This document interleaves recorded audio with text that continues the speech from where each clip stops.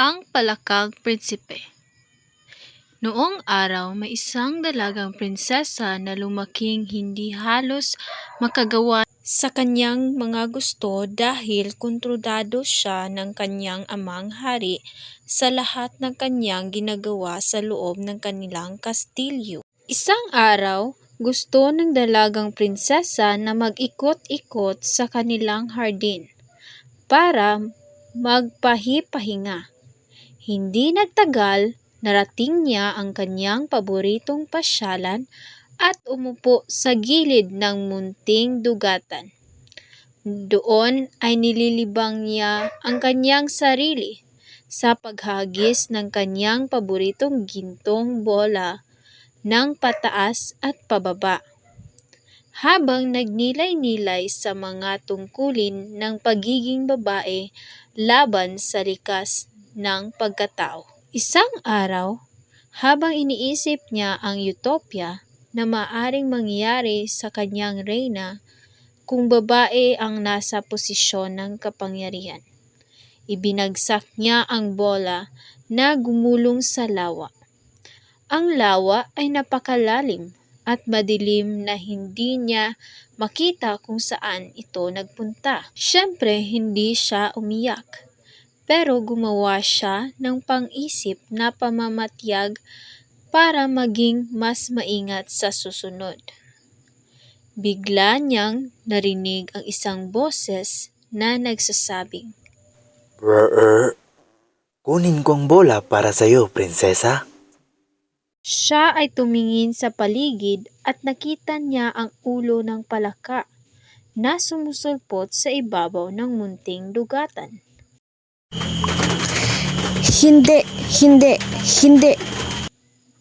Sabi niya.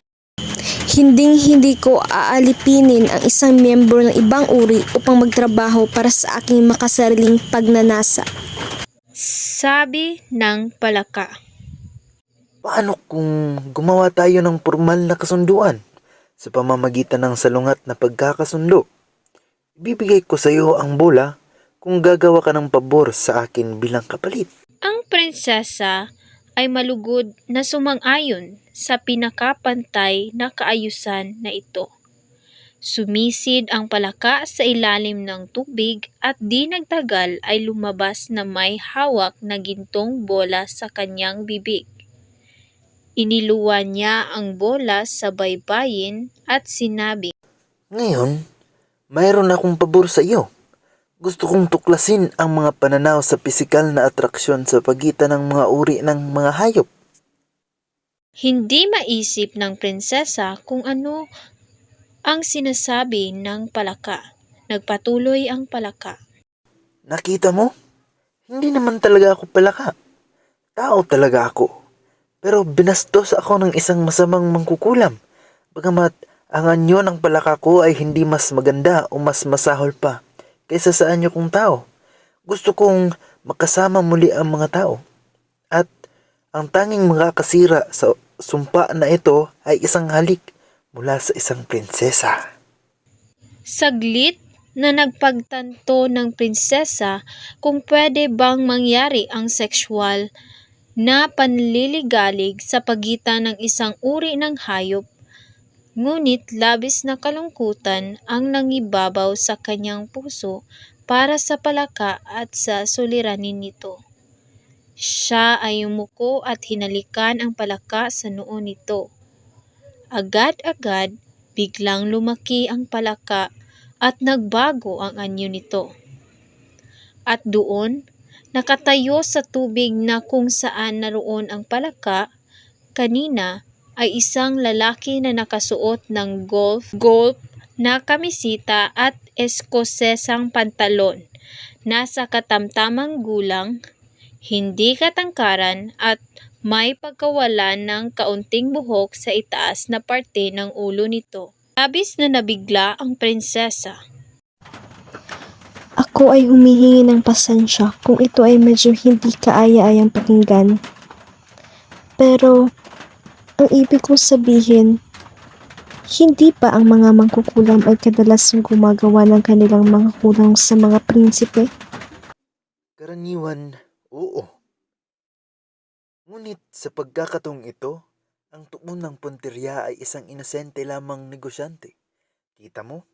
Isa akong taga-develop at naisip ng mangkukulam ay dinadaya siya sa isang pagtatalo sa linya ng ari-arian. Kaya niyaya niya akong lumabas para sa ikot ng golf. At nang malapit ko nang paluin ang bola ng golf papuntang butas, binago na ako. Pero hindi na sayang ang oras ko bilang isang palaka. Alam mo, nakilala ko na ang bawat presukat pulgada ng mga kakahuyan na ito. At sa tingin ko, ito ay magiging perpekto para sa isang opisina, parke, kondo at resorts complex. Ang lokasyon ay mahusay at ang mga numero crunch ay perpekto. Ang bangko ay hindi magpapahiram ng anumang pera sa isang palaka. Ngunit, ngayon na ako ay nasa loob ng anyong tao na naman, kakainin nila ang kamay ko. Ay magiging matamis ba yan? At sabihin ko sa iyo, ito ay magiging isang malaking proyekto. Alisan lang ng tubig ang lawa, gupitin pababa ng halos 80% ng mga puno, at kumuha ng mga isment para sa... Naputol ang palakang developer nang itulak pabalik ng prinsesa ang kanyang gintong bola sa kanyang bibig. Pagkatapos ay tinulak siya nito pabalik sa tubig at hinawakan siya doon hanggang sa tumigil ito at sa pagpupumiglas. Habang naglalakad ang prinsesa pabalik sa kastilyo, namangha siya sa dami ng kabutihang magagawa ng isang tao sa isang umaga lang. Maraming napansin ng ilan na nawala ang palaka. Ngunit ni isang tao ay walang nakapansin sa pagkawala ng real estate developer.